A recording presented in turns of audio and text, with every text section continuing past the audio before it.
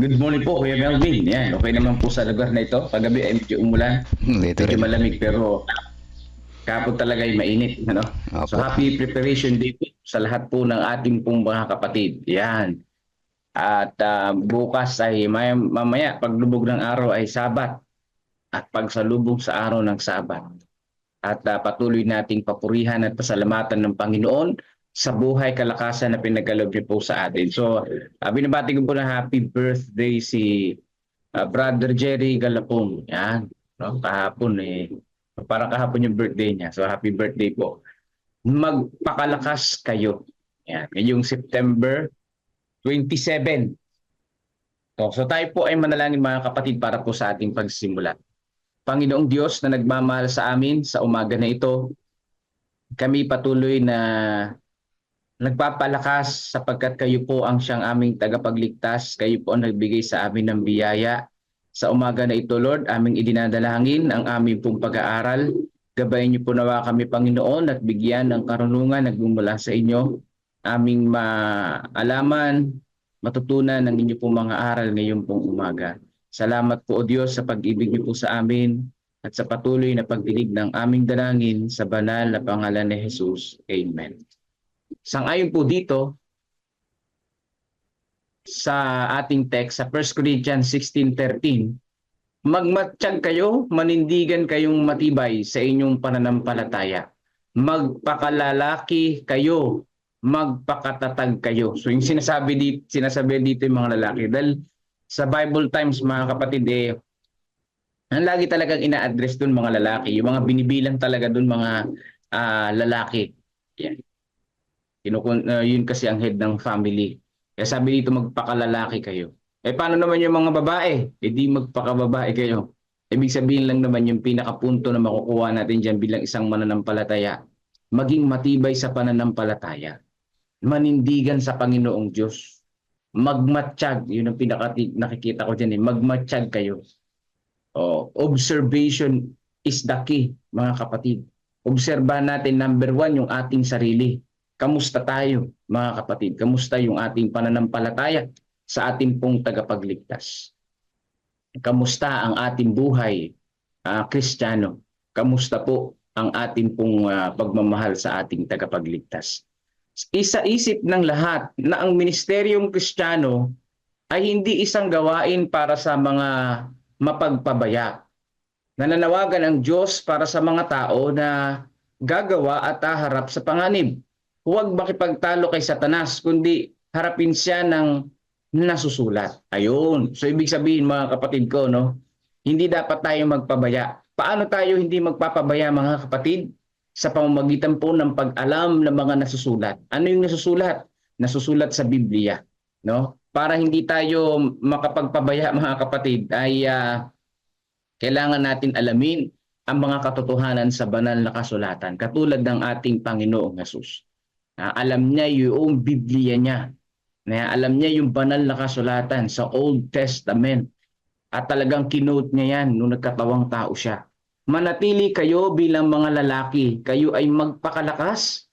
Ang pananampalataya lamang na hindi pakunwari ang magiging basihan ng ating mga kilos. Ang patutunayan ng ating mga malinis, dalisay na halimbawa na posibleng maging aktibo. So sabi po dito mga kapatid ko, no, magpakalakas sa Panginoon. Yung pananampalataya na hindi nagkukunwari. Yan. Ibig sabihin ng pagpapalakas sa Panginoon talaga ay ibig sabihin tunay na pananampalataya. Ibig sabihin ng tunay na pananampalataya, hindi po nasusuhulan ng pera. Hindi ko mo merong perang ipamimigay doon, ipamimigay dyan. Kalilimutan na natin at ipagpapalit yung pagsamba sa Panginoong Diyos. Hindi yun ang tunay na pananampalataya. Ang tunay na pananampalataya ay kahit kayo ay magmigay ng pera dyan, basta ako uunahin ko muna ang mangilin sa Panginoong Diyos, ang sumamba sa Panginoong Diyos. Uunahin ko muna ang pasalamatan ng Panginoon dahil araw ng Sabat ngayon. Di ba? So yan po ang tunay na pananampalataya. Hindi nagkukunwaring pananampalataya. Yung pala yung pagpapalakas. Sabi dito sa 12:11 ng Roma, huwag maging tamad sa pagsisikap, maging maalab sa espiritu na naglilingkod sa Panginoon. At kung magkagayon, lahat ng negosyong pangkalakal ay isasagawa ayon sa mga prinsipyo ng Biblia. So talagang yung negosyo ay nabanggit dito sa Biblia. Talagang ito ay legit na maisasagawa. Basta't ayon sa prinsipyo ng Biblia, na ibig sabihin hindi nandadaya sa negosyo. Ibig sabihin tapat sa negosyo at mapapakinabangan ng tao, hindi scammer. Ibig sabihin dito, huwag maging tabad sa pagsisikap, pareha sa pisikal na pagtatrabaho at syempre sa spiritual. May tinatawag na work hard and work smart. So doon tayo sa work smart.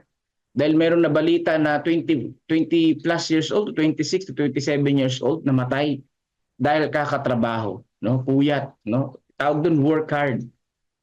Sige trabaho, ganun din lang din naman yung sahod mo sa empleyado, di ba? Yung saktong trabaho lang. Dahil kapag ikay bumanat naman ng trabaho, pwede ka naman din palitan kapag ikay nawala dyan, di ba? Yan yung work hard.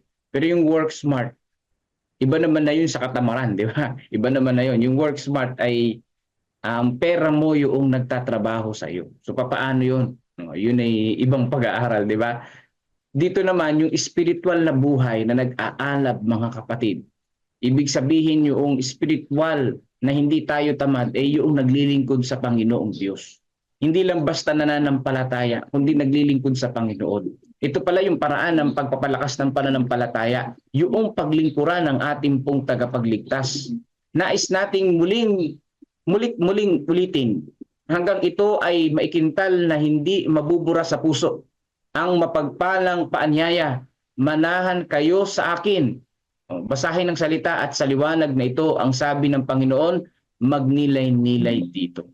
So sabi po dito mga kapatid, no? Pag nabasa natin yung Biblia, ay pwede nating ulitin upang maintindihan natin kung ano ang ibig sabihin ng salita ng Panginoong Diyos. Kung ano ang ibig sabihin ng salita ng ating tagapagligtas doon sa ating pong binasa. Kailangan nating ulit-ulitin. At sabi pa dito, manalangin hanggang ang leksyon at kahulugan ng pananahan ay ganap na matutuhan kasama ang mga hinihingi at ipinangako nito. Ang banal na espiritu, ang kinatawan ni Kristo, ay nasa sanlibutan natin upang ipaalala ang lahat sa atin na ang kanyang mga hinihingi ay hindi malilimutan o pababayaan. So sabi po dito mga kapatid, ano po ang gagawin natin after nating mabasa ang Biblia, maintindihan natin ito, manalangin sa ating pong Panginoong Diyos. Dahil ganyan din ang ginawa ng ating Panginoong Hesus. Maagang maaga pa ay nananalangin na siya.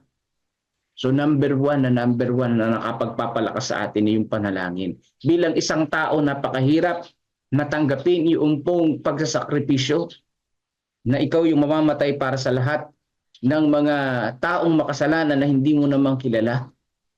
Nagkatawang tao si Jesus Christ 100%, mga kapatid. Kaya hindi kaya niya yun ng salang na nagkatawang tao. Yes, siya ay Panginoong Diyos, pero nakaset aside yun. Sa pagkakatawang tao ni Jesus, 100% human siya. Nakayanan niya yung mga pagsubok na yon sa pamamagitan ng pag-aayun at pananalangin, sa pamamagitan po ng panalangin, sa pamamagitan po ng koneksyon sa ating Panginoong Diyos. Hindi po siya nagpapabaya. Ganon din tayo mga kapatid. Huwag tayo magpabaya sa panalangin. Hindi ko muna kapanalangin kayo ngayon, bukas o mamaya hindi ka na mananalangin. Huwag tayo magpapabaya sa panalangin. Bakit? Ang prayer, ang komunikasyon natin sa ating Panginoong Diyos. Yan.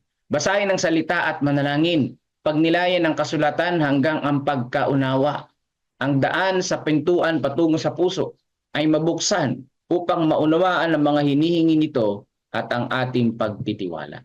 So sabi po dito mga kapatid ko, ay basahin at manalangin. Basahin ang salita ng Panginoong Diyos at manalangin. No, na maunawaan natin ang sinasabi ng banal na kasulatan at patuloy tayong manampalataya at magtiwala sa ating pong Panginoong Diyos. Ang mga maghihintay na marinig kung ano ang sasabihin ng Espiritu sa kanila ay hindi makakarinig ng walang kabuluhan. Itoon lamang ang mata kay Kristo at tahimik na paghihintay sa Kanya upang marinig ang Kanyang tinig na nagsasabi, manahan kayo sa akin at ako sa inyo. So dito po ay sinasabi ng ating pong devotional na may pangako ang Panginoon na kapag tayo ay nagpakalakas, nagbasa ng Biblia at nanalangin, ang banal na Espiritu ay mananahan sa ating puso't isipan. E paano kung yung puso't isipan natin, nilagyan natin ng napakaraming mga basura? Ano ba yung mga basura sa puso? Yun yung mga pinapanood natin, mga movies, no? Napalitan na yung salita ng Panginoong Diyos, puro movies na. Napalitan na yung panalangin, puro mga kung ano-ano mga panoorin at mga babasahin na yung nilagay natin sa puso natin. Wala nang time para sa pagbabasa at pananalangin sa Panginoong Diyos. Yung pala ay junk food ng spiritual nating buhay. Kung may junk food sa physical, may junk food din sa spiritual. Nakakapanghina pala yun ng spiritual na buhay, mga kapatid. At hindi yun ang nais ng ating pong Panginoong Diyos. O marami ang lumalapit sa tagapagligtas sa mahinang paraan. Tumatanggap sila ng bautismo, gayon may walang nakikitang pagbabago sa kanilang karakter. Yun ang mahirap, ano? Kaya yung itinuturo ng Central Luzon Provinces Mission na tayo mga kapatid, no, kapag tayo ay magbabautismo, ay talagang dapat turuan natin sila sa Biblia. Hindi yung habol lang natin yung report na marami nabinyagan doon. Maganda rin naman sa pakiramdam, may mga nabinyagan doon. Pero ang pinaka the best talaga ay yung mababautismuhan, isasama natin sa panalangin, naturuan talaga sa Biblia at nababago yung karakter. Mahirap, marami ang nabautismuhan, mga pinilit, di naman nabago yung karakter. Ganun pa rin, hindi pinipilit na magbago. Ibig sabihin hindi ba nagsikap na mabago yung karakter? Well, hindi naman na natin hawak yan. Basta tayo mangaral lang at magbautismo. Pero kung yun na nga, marami ang nabinyagan kahit matagal na nabautismuhan, hindi pa rin nabago yung karakter. Napakahirap at napakalungkot ng ganyan.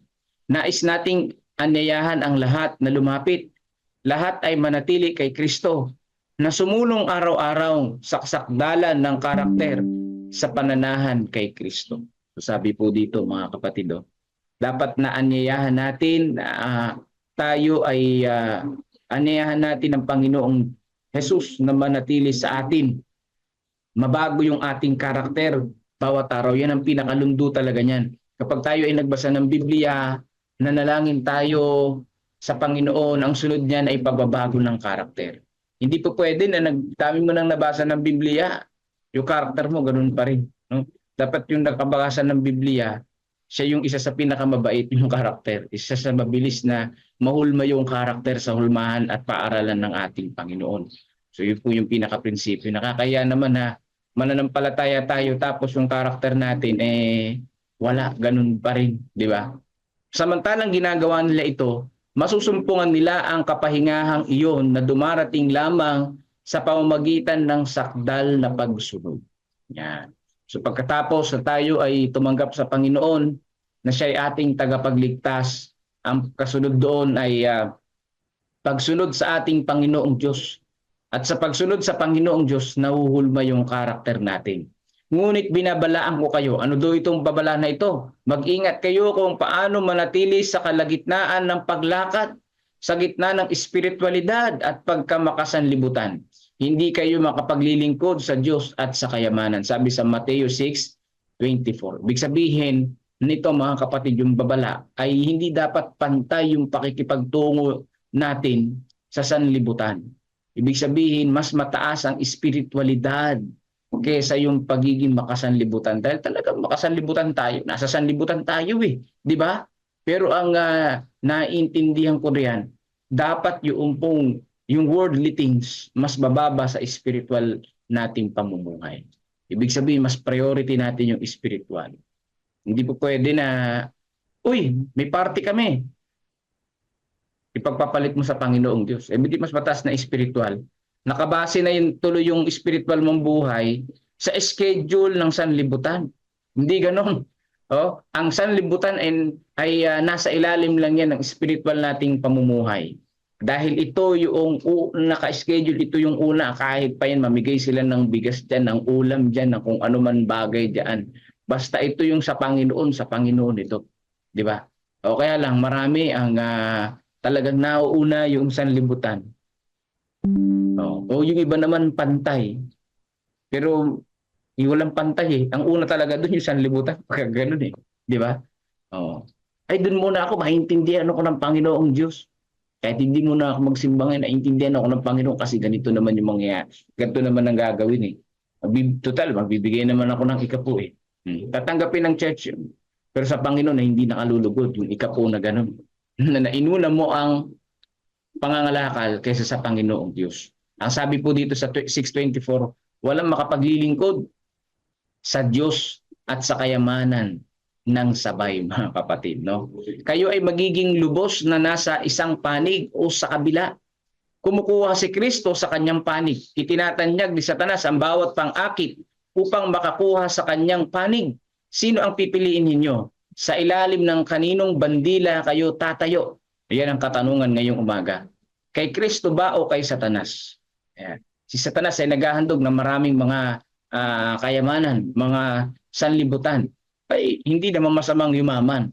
Basta sa Panginoon, di ba?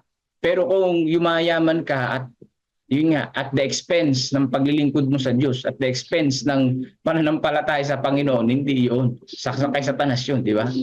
Oh. Kasi ang Panginoon sabi, hindi niya naman niya papabayaan ng kanyang mga anak, di ba mga kapatid? So, sino ang pipiliin natin? Yung mga makasanlibutan o ang Panginoong Diyos? Nawa, ang priority natin sa Panginoong Diyos.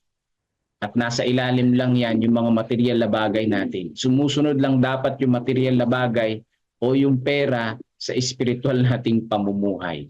Yan. Naalala ko nung high school ako talagang wala akong pakialam nun sa grade. Kaya mababa yung grade ko eh. May exam, may schedule ng Sabado, Friday night. Bahala kayo riyan. Pumunta kayo dyan, ibigay nyo lang yung grade na gusto nyo i-grade na ibigay sa akin. Huwag nyo lang ako ibagsak, di ba? Basta hindi ako pupunta riyan. Kasi nga, araw ng Sabat yun. Pangingilin yun sa Panginoon. Dapat una, mga kapatid, lagi ang Panginoong Diyos.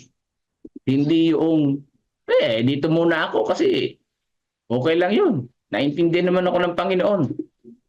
Paano ka makapagpapalakas nun? Lalo ka magiging mahina. Ayan sabi nga dito, manindigan kayong matibay sa inyong pananampalataya.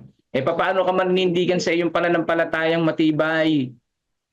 Konting kabango lang at pang-akit ni Satanas, nahihila na tayo. Di ba? Magpakalalaki kayo, magpakatatag kayo, ang sabi dyan. Magmanindigan, matibay sa pananampalataya. Yan ang nais ng Panginoong Diyos sa bawat isa sa atin ngayong Preparation Day. Kamusta po tayo mga kapatid? Ating dalangin ang bawat isa sa atin ay naninindigan sa ating tagapagligtas at hindi sa kung ano ang gusto ng ating puso at isipan sa sanlibutan, kundi sa Panginoon. So pagpalain tayong lahat ng ating tagapagligtas. Magandang umaga po sa inyo at tayo mananalangin na pangunguna ni Brother Melvin Vilasano. Maraming salamat po mga kapatid. Amang banal na makapangyarihan sa lahat, patuloy po ang aming pasasalamat sa umaga na ito na muli nyo kaming ginising at minulat muli ang aming mga mata at pag-iisip sa mga gandang lesson sa umaga na ito, kung saan kami ay in-encourage na patuloy na magpalakas sa aming pananampalataya. Dalangin po namin na kami patuloy nyo samahan, na kami matutong mag-commit sa aming paglilingkod sa inyo ng full commitment at hindi kami makapaglangoy sa dalawang ilog. At nawa bigyan kami ng karunungan palagi na makita namin na kayong unahin namin sa aming buhay upang mapuno ang lahat ng aming mga pangailangan. Salamat din po sa pag-remind sa amin sa lesson na ito na kailangan namin patuloy na sumantal sa inyo, kumunik sa inyo upang ang aming minibiting paglago at pagbabago na aming karakter ay aming maranasan at ang kapahingahan para sa magulong mundo na ito ay aming makamtan. Maraming salamat po Ama sa inyong pagmamahal. Tunay naramdam po namin ang inyong pagmamahal. Ngunit sa kabila ng inyong kabutihan, ito kami pa rin ay makasalanan. Salamat at patawad sa aming nagawang pagkukulang at pagkakasala. At sa pagpapatuloy namin panalangin, nais namin isama sa panalangin ng mga kapatiran na nakikinig ngayon. Kayo na ang manguna sa aming maghapon. Ingatan kami sa aming mga gawain. Dalayo sana mga kapamakan, ganyan din ang mga nagtatravel. Dalangin din po namin patuloy ang mga may karamdaman sa aming mga prayer list. Si Dr. Willie Ong, patuloy niyo po siyang palakasin at marami pa siyang matulungan.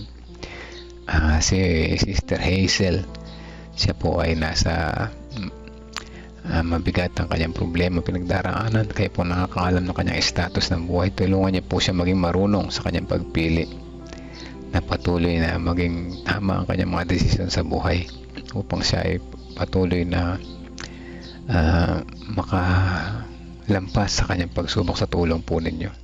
Dalangin din po namin Sister Hannah Lopez sa kanyang recovery, kaya din si Uncle William Seraspe, Brother Daniel Gonzales, at ang kagalingan din kay Sister Kennel de la Cruz, kay Sister Mel Batavio Sienson, kay Sister Irian May Melihor, kay Brother Bitoy Castillo, at kay Ate Gloria Vicencio. Sa pagpapatuloy, nais namin muling isama sa panalangin si Sister Gloria Marcos, si Sister Teresita Dairet Reyes, kasama rin yung kanyang dalawang anak at mga apo, si Brother Ricardo Huncia, si Tatay Carlito Tomas, Nanay Juning Alpindo, si Lolo Edith, si Angel Prianesa, kanyang past recovery, Estrella Gargasin, at Sister Ana Rosbel Hermino, si Sister, yung mga nagre-review para sa exam, si Sister Allen Kahukom, si Ma'am Berna, at ang lahat ng pamilya na nakikinig ngayon. Pamilya namin na kasama namin si Sister Medin Peligro Kutao, kasama na si Nahara and Kaori, family ni Ate Milen Masiklat, kasama ng kanyang mga anak, mga manugang at mga apo. Kalusugan din sa family ni Sister Rose Chris Encarnado, Sister Dang de la Cruz at ang kanyang buong pamilya. At kay Sister Nimpa Rivera, mga kanyang relative sa Bukidnon, kasama na si Tito Janet Salvado and family, si Narona LG, Robert Huncia, buong Alcuevas at Alcosaba family, kasama na si Ariel and Jonah. Sama din namin sa panalangin ang mga naghihintay ng baby, sila Pastor Delvin, Brother Kevin, Brother James, Brother Nico, at ang iba pa. Panaway sa aming patuloy na pananalangin ay hindi kami maging busy sa paghihintay, bagkus maging busy kami sa paglilingkod po sa inyo. Dalangin din po namin patuloy ang mga healing at recovery, kaya din sa kalakasan sa mga kapatid namin na sumusunod. Sina Sister Dora Magana, Sister Nena Salazar, Sister Adel, Sister Piring Eugenio Javier, si John Paul Cheng, si Jinjin, si Sister Risa Enriquez, si Ate Esther Lopez, si Marilita, Renato Santos, Precious Cabasog, Princess Jorquina, si Ares C, si Brother Gary Mercado, Brother Renato, Estrella Gargasin, si Claire Andaya, Judelyn Perolino, si Ate Sally Sanchez, Sister Janet Montevero, Sister Gina de Guzman, Arturo Duque at Arlinda Duque. O dakilang Diyos, ang aming mga kalagayan ay kayo pong tunay na nakakaalam. Pagkalaw niyo po sa amin ang kagalingan, kalakasan, hindi lamang sa pampisikal na karamdaman, lalo higit sa aming espiritual. Patuloy kami maging malakas, matatag sa aming pananampalataya sa tulong po ninyo. At sa aming sariling kakayanan ay wala po kaming magagawa. Nagpapasalamat po kaming muli sa walang sawa ninyong pagdinig sa aming mga panalangin. Ang kalooban niyo nawa ang masunod, hindi ang sa amin. In Jesus' name we pray. Amen. Amen.